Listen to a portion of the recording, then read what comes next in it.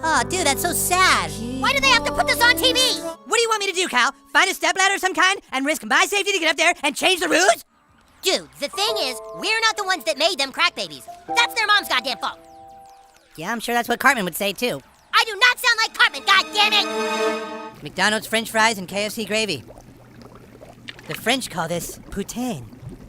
Of course you don't have desire to own slaves, son. Neither do I. Well, what the heck do we do now? Look, let's just get our money from EA Sports and get out of this whole thing once and for all. Welcome back to another deep dive into the wild world of South Park. Today we're breaking down one of the most controversial and thought-provoking episodes of Season 15, CrackBaby Athletic Association. Get ready, because we're about to unpack 6 of the most shocking, hilarious, and eye-opening takeaways that you won't want to miss.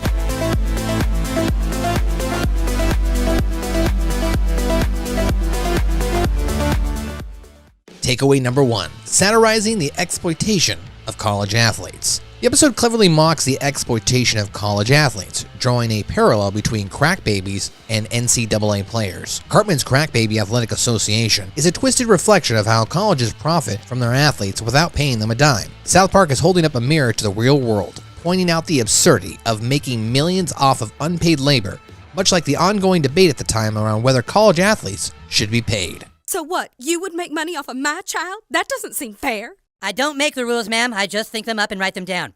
Now, if you'd be willing to sign right here, we can get things rolling for Can't you change the rules? Ma'am, the CrackBaby Athletic Association is a storied franchise. It was founded over 12 days ago with a firm ethical code that strictly states benefits to players is detrimentalized to their well-being. I cannot offer you or your child any cash. I can, however, offer you a little bit of crack.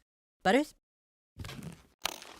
Takeaway number 2, the dark side of charity and volunteering. Kyle's journey from wanting to help crack babies to becoming complicit in exploiting them is a powerful commentary on how easily good intentions can be corrupted by profit. It also questions the sincerity of some charity efforts, implying that sometimes the people who claim to help others are more interested in their own gain. See, look, we just video the babies fighting over a ball full of crack. It's really getting popular.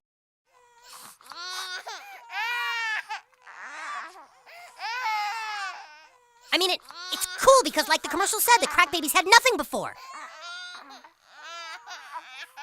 It's great because everyone wins, you know? You see that? 2 million hits! Did you know they're putting bacon inside of pancakes at Denny's? Takeaway number 3, EA Sports and corporate greed. When the boys try to partner with EA Sports to create a video game, they're quickly swindled out of everything. This, of course, is a direct jab at big corporations like EA Sports, known for their controversial business practices. South Park is highlighting the ruthless nature of corporate greed, where the little guy gets crushed, and the big companies will walk away with all the profits. Sure, we here at EA might have made all the money, but you little workers had a chance to make something of yourselves. I'd give you some free video games, but it's against the rules. You can't do this! We were gonna build an orphanage, so the crack babies have somewhere to go! Oh, well, fuck 'em, and fuck you too. I piss in your faces. Takeaway number 4, the absurdity of the Slash legend. The subplot involving Slash, who turns out to be a mythical character from a Dutch legend, pokes fun at how pop culture icons can be elevated to almost godlike status. South Park is making fun of how often we create larger-than-life personas around celebrities to the point where their actual existence becomes secondary to the myths we build around them. Slash isn't real. Get out of here. Clyde, sometimes people like to pretend with make-believe characters. He's not really a lie. He's like love. People all over the world dress up like Slash and have different names for Slash. The Dutch call him Wunterslausch.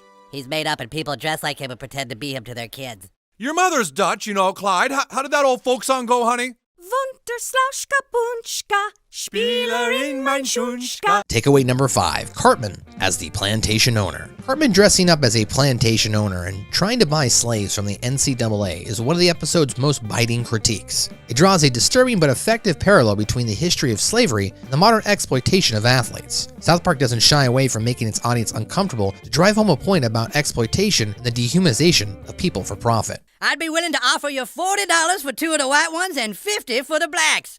Are you referring to our student athletes? Student athletes. Oh, that is brilliant, sir.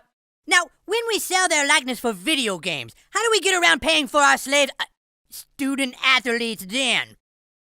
Look, there are good reasons why our student athletes cannot be paid, young man. I ain't arguing. If they got paid, then how'd we make all our money, right? Takeaway number 6, the unlikely conclusion. Despite all the chaos and failed schemes, the episode ends with a surprising twist. The orphanage that Kyle wanted to build for the Crack Babies is mysteriously under construction. This unexpected development leaves the boys bewildered, especially when the boys find clues suggesting that Slash might have been involved after all. This ending shows that even in the midst of their most cynical and profit-driven plans, something good can still come out of their actions, even if they don't fully understand how or why it happened.